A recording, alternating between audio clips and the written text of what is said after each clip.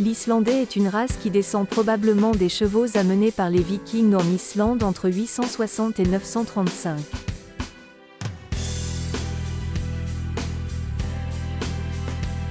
Les colons nordiques, suivis par ceux de l'Irlande du Nord, de l'île de Man et des îles de l'ouest de l'Écosse, ont ensuite apporté avec eux les ancêtres du Highland et du Shetland, qui ont été croisés avec les chevaux locaux.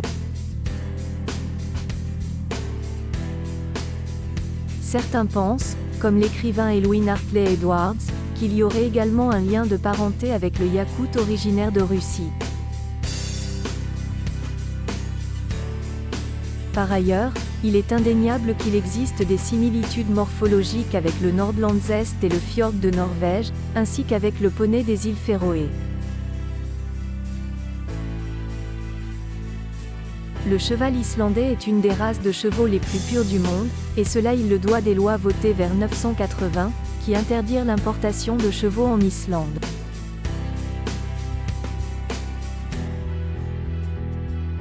Son approbation a largement été influencée par la dégénérescence de la race, provoquée par des tentatives de croisement avec les chevaux orientaux.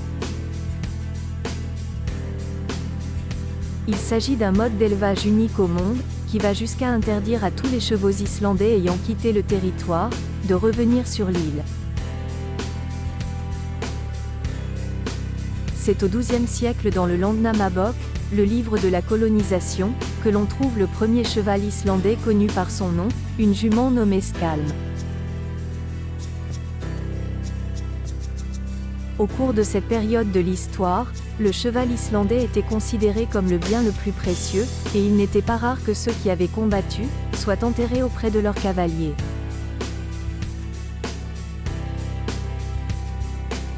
Le développement du cheval islandais repose essentiellement sur la sélection naturelle, les plus faibles n'ayant pas survécu au manque de nourriture et au climat très rigoureux de l'Islande.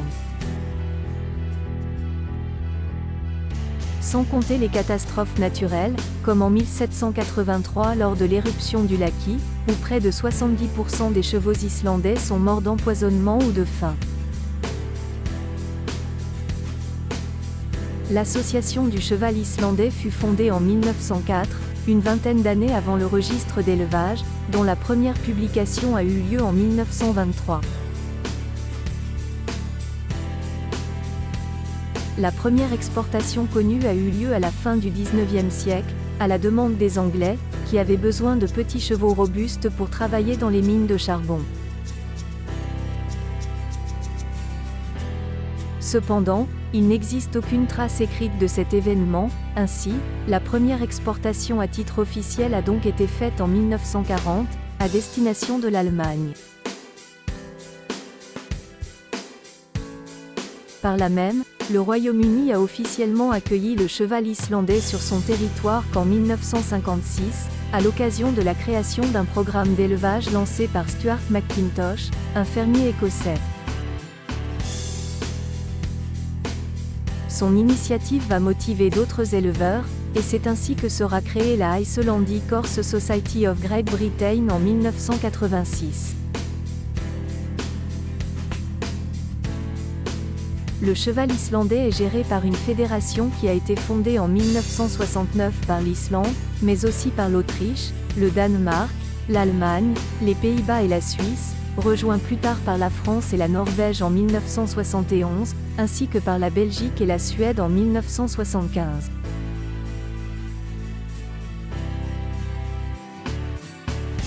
Plus de 300 000 chevaux islandais ont été enregistrés dans le monde depuis sa création.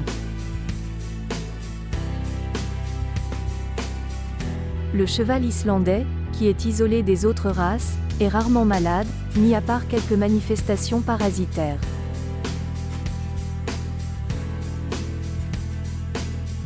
Cela ne veut pas dire qu'il est immunisé, il est plus que probable que l'introduction d'une autre race dans le pays pourrait provoquer un désastre sur le cheptel dans le cas d'une nouvelle maladie.